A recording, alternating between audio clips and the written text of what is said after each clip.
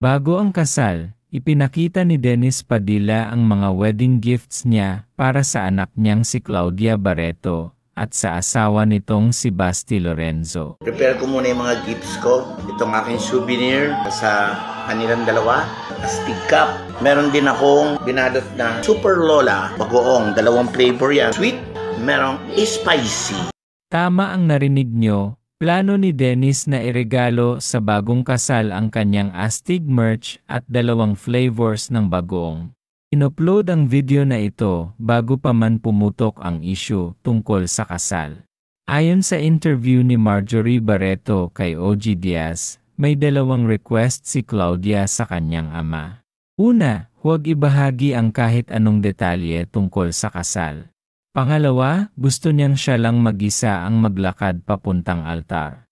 Ito raw ang dahilan kung bakit nagkaroon ng lunch meeting noong March 18 para pag-usapan ang boundaries. Ibinunyag ni Marjorie na pumayag si Dennis sa hiling ni Claudia na hindi siya kasama sa paglakad sa aisle sa mismong araw ng kasal. Ayon kay Marjorie, hindi inimbita ni Claudia si Dennis sa kasal dahil may agwat na ang kanilang relasyon bilang mag-ama. Ikinasal si Claudia sa longtime boyfriend niyang si Basti Lorenzo noong April 9 sa isang intimate ceremony sa Alabang.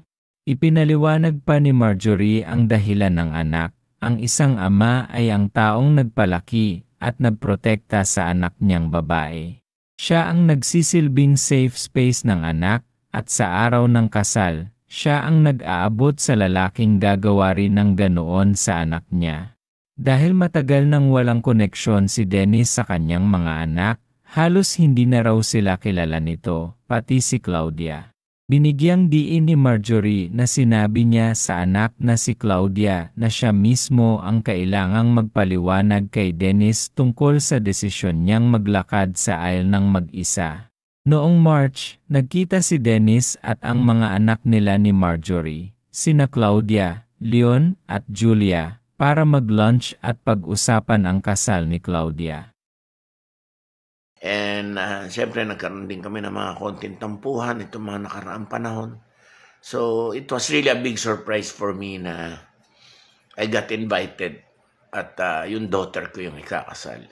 Anyway, to Claudia and Basti, I'm so very happy for you, and I know that God will bless your wedding. God will bless both of you, and